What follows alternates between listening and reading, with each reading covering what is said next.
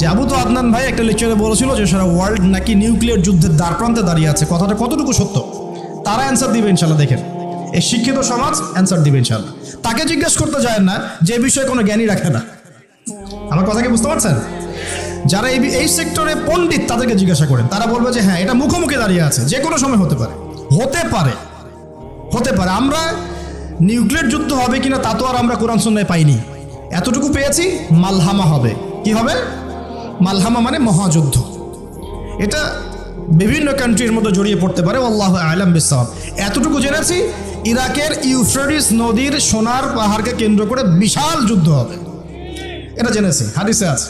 শুধু তাই নয়, নবী সাল্লাল্লাহু আলাইহি ওয়াসাল্লাম বলেছেন প্রতি 100 জনের মধ্যে, প্রতি 100 জনের মধ্যে 99 জন মানুষ ওই যুদ্ধে মারা যাবে। যারা যুদ্ধে অংশ নিবে তাদের কথা বলা হচ্ছে। মুসলিমদেরকে বলা হচ্ছে তোমরা ওই সম্পদে হাতও দিবে না। ওই সম্পদ নেয়া তো দূরের কথা, ওখানে হাতও দিতে যেও। আমার কথা কি বুঝতে পারছেন? তো দেখছেন বিশ্ব এগিয়ে যাচ্ছে, কিন্তু আমরা বলছি যে একটা নিউক্লিয়ার ওয়ারের দিকে এগিয়ে যাচ্ছে। দেখছেন ইকোনমিক্যালি আমরা খুব সমৃদ্ধ হচ্ছি, সারা বিশ্ব, তাই না? কিন্তু বিশ্বের অনেক দেশ, বিশ্বের অনেক কান্ট্রি ইকোনমিক্যালি এখন একটা দুরবস্থার সম্মুখীন হয়ে আছে। এটা রিয়েলিটি আর ভিজুয়াল ওয়ার্ল্ড এক জিনিস নয়। আপনি দেখছেন মেয়েরা খুব এগিয়ে যাচ্ছে, একদম ওই যে স্টেজে উঠে নাচানাচি করছে, অধিকার আন্দোলন এভরিথিং, তাই না? কিন্তু বাস্তবতা কি জানেন? বাস্তবতা হচ্ছে আমাদের মা বোনরা বেপর্দা হচ্ছে দিন দিন বেশি, এবং তারা এগিয়ে যাচ্ছে জাহান্নামের দিকে। নবীজি বলেছেন এই কথাই, শেষ জামানায় এক শ্রেণীর নারী বের হবে, নিসাউন, মহিলা, ক্যাসিয়াতুন, যারা কাপড় পরে থাকবে, আরিয়াতুন, তারপরেও নগ্ন হবে, কাপড় পরেও নগ্ন থাকবে, এবং তারা অন্যকে আকৃষ্ট করবে, যে সিডিউস করবে, এবং অন্যের দিকেও আকৃষ্ট হবে, মানে নিজেও সিডিউস হবে। তো এই শ্রেণীর মেয়েরা কি এখন বের হয়নি? একটা বড় সাইন বলেছেন নবী সাল্লাল্লাহু আলাইহি ওয়াসাল্লাম লাস্ট ডে বা কিয়ামতের, সেটা হলো যে সমাজের সবচেয়ে নিম্ন শ্রেণীর মানুষ, মানে যাদের পরনে কাপড় ছিল না এবং পায়ে স্যান্ডেল ছিল না, বড় লোকদের কথা বলা হচ্ছে না এই হাদিসের মধ্যে। এখানে বলা হচ্ছে যে আনতারাল হুফাতাল উরাতাল আলাতা রিয়া আশ-শাই ইয়াতাতাওয়ালুনা ফিল বুনিয়ান। এখানে এমন মানুষের কথা বলা হচ্ছে যারা নগ্ন পদের, খালি পায়ের, স্যান্ডেল কেনার টাকা নাই, খালি গায়ের মানে কাপড় কেনার টাকা নাই, এবং রাখাল শ্রেণীর মানুষ, তারা কি করবে? ইয়াতাতাওয়ালুনা ফিল বুনিয়ান, উঁচু উঁচু কনস্ট্রাকটিভ বিল্ডিংস নির্মাণের প্রতিযোগিতা করবে। হয়েছে কি হয়নি? কিভাবে সম্ভব হলো? রিবা, সুদের মধ্য দিয়ে, এবং করাপশন, অন্যের সম্পদ আত্মসাতের মধ্য দিয়ে। হয়েছে কি হয় নাই? তো আর কোন নিদর্শনের জন্য অপেক্ষা করছে? একটা একটা করে বলতে গেলে সারা রাত চলে যাবে। মূল কথা হচ্ছে ফিতনাময় পরিবেশের মধ্যে, যেখানে এরকম দাজ্জালীয় সবকিছু দেখা যায়, আপনার বাইরের চোখ দিয়ে না দেখে ভিতরের চোখ দিয়ে বুঝতে হবে, তখন দেখবেন এখানে বাস্তবতা এবং ভিজুয়াল ওয়ার্ল্ডের মধ্যে আকাশ পাতাল পার্থক্য আছে। আপনি দেখছেন হ্যাঁ মেয়েরা এগিয়ে যাচ্ছে, আমরা বলছি বাস্তবতা হচ্ছে মেয়েরা জাহান্নামের দিকে যাচ্ছে এগিয়ে। আপনি দেখছেন যে হ্যাঁ খুব সুন্দর ইকোনমিক প্রোগ্রেস, আদতে কি হচ্ছে? আদতে পুরো ইকোনমিক স্যাংশনের মধ্যে আমরা পড়ে আছি, অবস্থা খারাপ। আপনি দেখছেন সারা ওয়ার্ল্ড খুব এগিয়ে, মঙ্গলে, চাঁদে কি একটা অবস্থা, কিন্তু আদতে কি হচ্ছে? পুরো কিয়ামতের দিকে বিশ্ব এগিয়ে যাচ্ছে। দেখছেন মুসলিম উম্মাহ খুবই নারায়ে তাকবীর, আল্লাহু আকবার, একদম, তাই না আমাদের অবস্থা?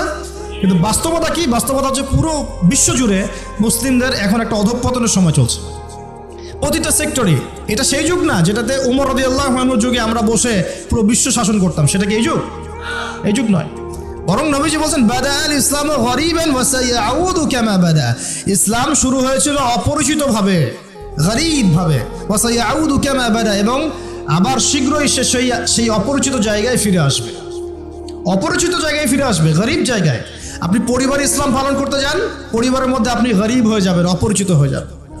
সমাজে পালন করতে যান, আমি কোন ইসলামের কথা বলছি? ওই গোলালু মার্কা ইসলাম না, যেটা সব তরকারিতেই চলে, ওটার কথা বলছি না। যে ইসলাম ফলো করলে আপনার হাতে আগুন ধরে রাখার মতো অবস্থা হয়, ওটা ফলো করেন, সমাজে আপনি বিচ্ছিন্ন হয়ে যাবেন। বিশ্বে পালন করতে যান, দেখবেন আপনাকে কোণঠাসা করে রেখে দিয়েছে। এই হলো অবস্থা, গরীবান। তো এই অবস্থায় কি হবে? যেটা আপনি বাহ্যিক চোখে দেখছেন, বাস্তবতা এমন নাও হতে পারে। আল্লাহ পাক আমাদেরকে এই সিচুয়েশনটাকে বোঝার তৌফিক দান করুন। আর সিচুয়েশন বুঝতে গেলে বাহ্যিক জ্ঞান যথেষ্ট নয়, ইন্টারনাল কি লাগবে? আল্লাহর বাসিরা এবং নূর এবং মারিফত দরকার আছে। এটা কি জিনিস? এটা আমি আপনাকে আসলে ওই ক খ গ ঘর মতো পড়িয়ে বোঝাতে পারবো না, তবে আমি চেষ্টা করছি, আমার দিকে মনোযোগ দেন। খিদর আলাইহিস সালাম যা দেখছেন মূসা আলাইহিস সালাম কি তাই দেখেছিলেন? আচ্ছা, খিদর আলাইহিস সালাম যে তিনটা ঘটনা ঘটলো এই তিনটা ক্ষেত্রে খিদর সঠিক ছিলেন না ভুল? তাহলে তিনি এমন কি দেখলেন, কি বুঝলেন, কি শুনলেন যেটা মূসা আলাইহিস সালাম পারলেন না, বুঝলেন না? এটা কি? এটাই হচ্ছে আল্লাহ পাকের বাসীরা বা মারিফত বা দূরদর্শিতা, যেটাকে আমরা আল্লাহ নূর বলি। তিনি আল্লাহ পাকের নূর দিয়ে দেখছেন। এখন আমরা বুঝলাম শেষ জামানায় টিকে থাকতে হলে আমাদেরকে এরকম দৃষ্টিভঙ্গি নিতে হবে, এতটুকু বুঝতে পেরেছি। কিন্তু এই দৃষ্টিভঙ্গি অর্জিত হবে কিভাবে এই বিষয়টা আমরা বুঝতে পারছি না। পরিবেশটা নষ্ট করেন না। সুবহানাল্লাহ, একজন ইমামের বেতন দেওয়ার সময় আমরা হিসেব করি, তাই না? 10,000 টাকা না 8,000 টাকা, 2,000 টাকা বাড়াতে আমাদের কলিজা কাঁপে। একটা ওয়াজ মাহফিল হবে, সেখানে দেখা যায় যে একজন আলোচক আসবেন, তার হাদিয়া তোহফা দেওয়ার ক্ষেত্রে আমাদের হিসেব করতে হয়। এবং যখন একটু রাউন্ড ফিগার চলে যায় যে একজন বক্তার হয়তো লাগছে 20, 30, 40 ইত্যাদি, তখন অনেক সমালোচনা হয় যে তারা ধর্ম ব্যবসা শুরু করেছে। তো এটা কিসের ব্যবসা হচ্ছে এখন বলেন? এটা কিসের ব্যবসা? এটা ওয়ান কাইন্ড অফ কি সংস্কৃতির নামে আমরা যুব সমাজকে জেনা শিখাচ্ছি। এবং একটু দাঁড়ান, আমি বলি আগে, প্রত্যেকটা কথাই ঠিক ঠিক বললে তো আমি কনসেন্ট্রেট করতে পারবো না। আর আমি একটা কথা বলি যে দেখুন, কোরআন সুন্নাহর কথাগুলো আমরা ঠিক বললেও ঠিক, না বললেও ঠিক। ঠিক কিনা বলেন? আচ্ছা, এই তো কোরআন এবং সুন্নাহর কথাগুলো আমরা ঠিক বললেও ঠিক, না বললেও ঠিক। তো যাই হোক, দেখেন একটা এলাকার মধ্যে যুব সমাজদেরকে একত্রিত করে সেখানে যখন একজন নগ্ন অর্ধনগ্ন মেয়ে নাচবে, গাবে, এখান থেকে নিশ্চয়ই যুব সমাজ অনেক উপকৃত হবে। যুব সমাজের বেকারত্ব দূর হয়ে যাবে, যুবকদের নৈতিক অবস্থার উন্নতি হবে, তাই না? তারপরে যুবকরা ন্যায় শিখবে, হ্যাঁ, হালাল জিনিস শিখবে, তাই না? যুবকরা ইনশাআল্লাহ জাতিকে নেতৃত্ব দেওয়ার যোগ্যতা অর্জন করবে, তাই নয় কি? যদি তাই না হয়ে থাকে তাহলে এত টাকা পয়সা খরচ করে আমরা এগুলো কেন করি? আমরা কি চিন্তা করেছি যে ইসলাম একটা পরিপূর্ণ জীবন ব্যবস্থা না অসম্পূর্ণ? ইসলাম যদি একটা পরিপূর্ণ জীবন ব্যবস্থা হয় তাহলে ইসলামে কি সংস্কৃতি নাই? পরিপূর্ণ মানে কি? পরিপূর্ণ মানে হচ্ছে যে বিষয়টা এমনভাবে পরিপূর্ণ, তো বুঝাই যে গ্লাস, যদি এক গ্লাস পানি, এই গ্লাসটা কি পরিপূর্ণ? না, খালি আছে। যদি টইটুম্বর থাকতো যেখানে সামান্য কিছু প্রবেশ করার বা সামান্য কিছু বের করার কোনো সুযোগ নাই, সেটাকে বলা হয় কি? পরিপূর্ণ।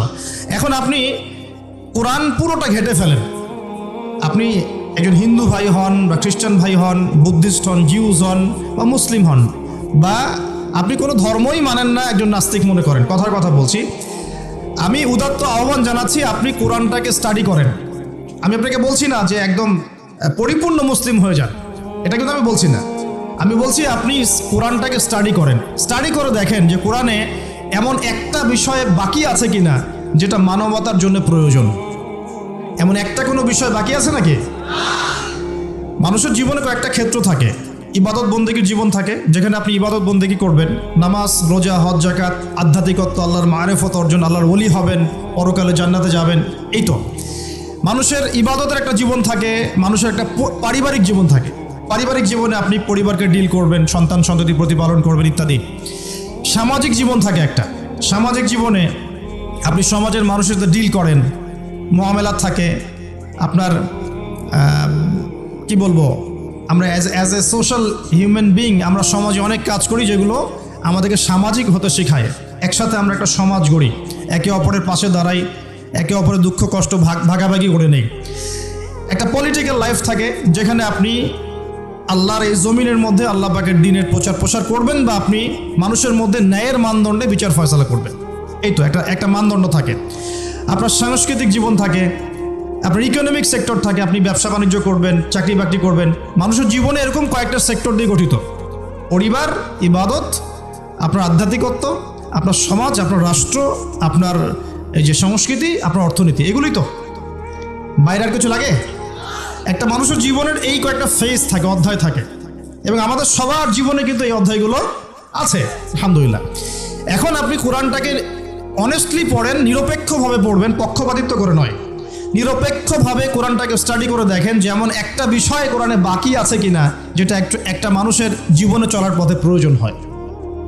যদি দেখেন যে একটা বিষয় বাকি নাই, তাহলে বুঝতে হবে এই কিতাব সাধারণ কোনো কিতাব নয়, এটা মহাবিশ্বের মহাস্রষ্টা আল্লাহর পক্ষ থেকে নাজিল হয়েছে।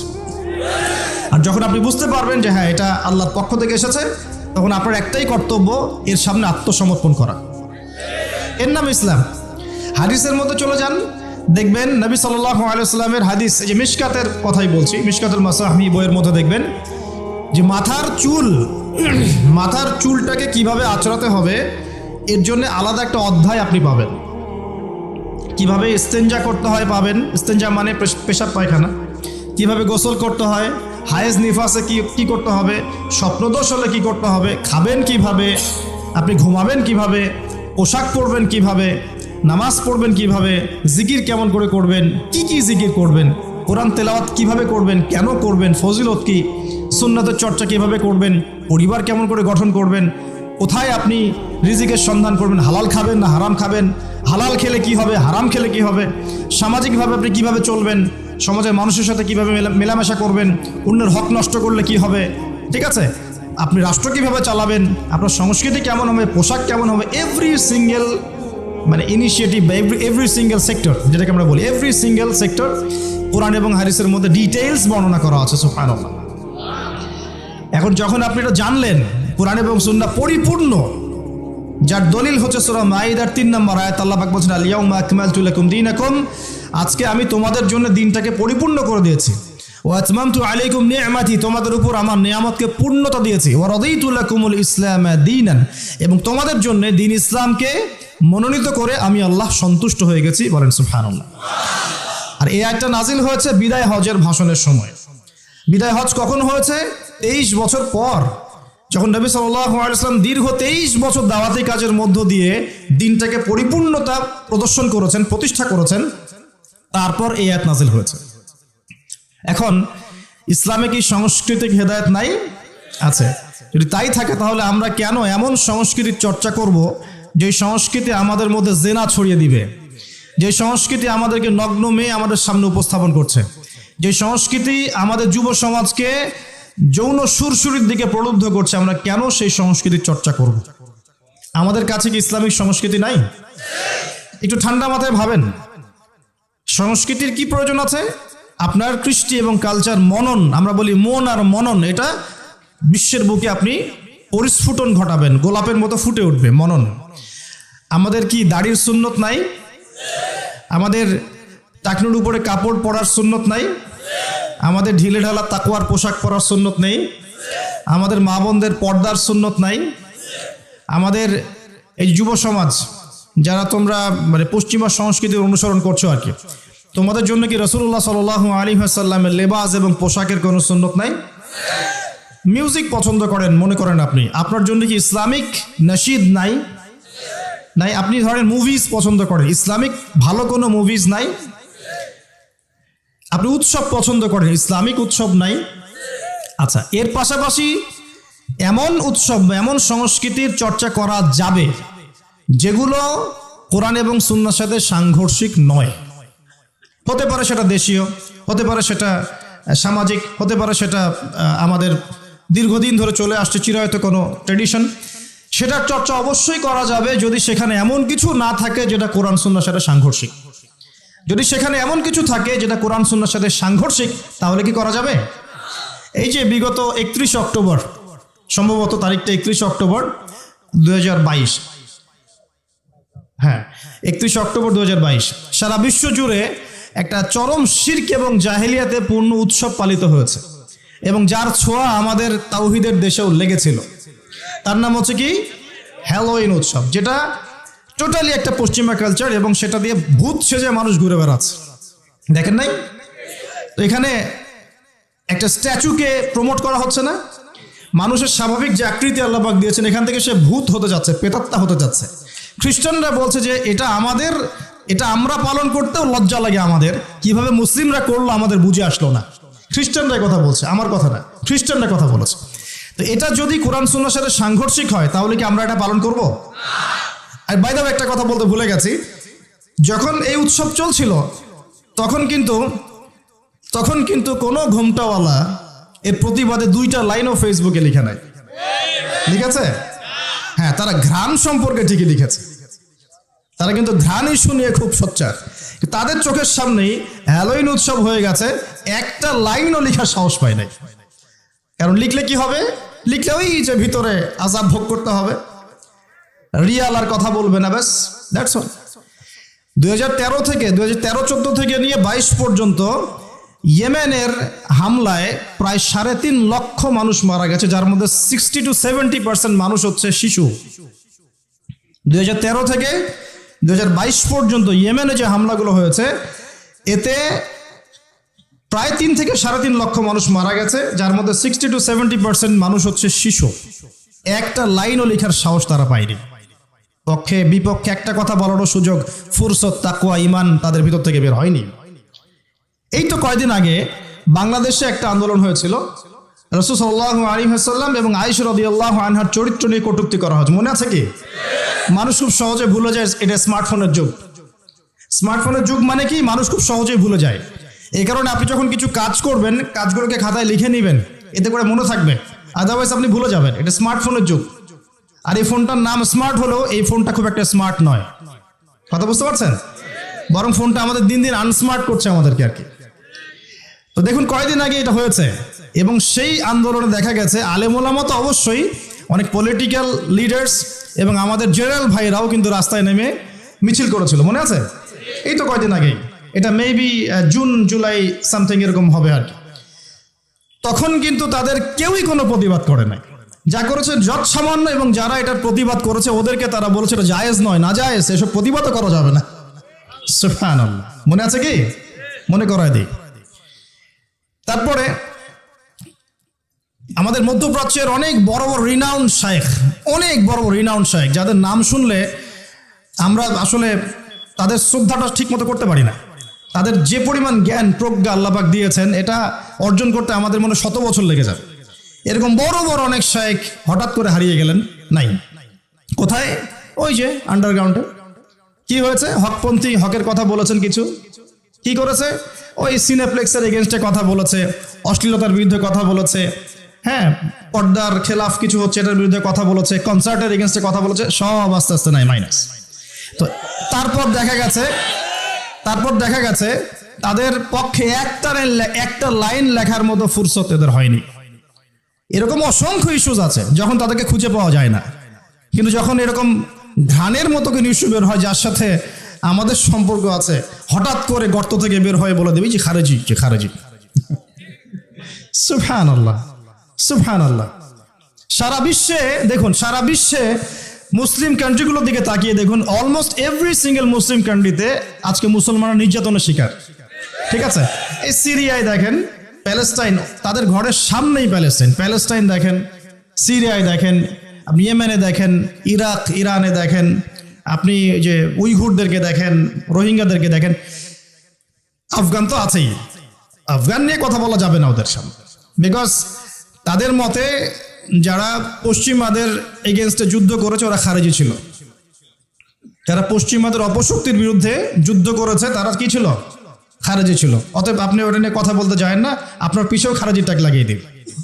কথা কি বুঝতে পারছেন? আচ্ছা, কিন্তু আমেরিকার সাথে যে বন্ধুত্ব, আমেরিকা এবং ইসরায়েল এবং পশ্চিমাদের সাথে যে বন্ধুত্ব, এই বন্ধুত্বের এগেনস্টে কোনো কথা বলার ফুরসত হয় না। কারণ কি? এটা নিয়ে কথা বললে তো রিয়াল বন্ধ হয়ে যাবে, এটা নিয়ে কথা বললে সমস্যা, দুনিয়ার স্বার্থগুলো নষ্ট হয়ে যাবে। এ কারণে বিগার ইস্যুস, সারা ওয়ার্ল্ডে মুসলিমদের দুরবস্থা, ইকোনমিক স্যাংশন, শেষ জামানার চলমান ফিতনাগুলো, কান্ট্রিতে ইকোনমিক যে দুরবস্থা দেখা দিচ্ছে, মুসলিমদের উপর টর্চার, নির্যাতন, উম্মার বিভক্তি, এই যে বড় বড় ইস্যুসগুলো আছে, এগুলোর সময় চুপ, দেখতে পারবেন না, খুঁজে পাবেন না।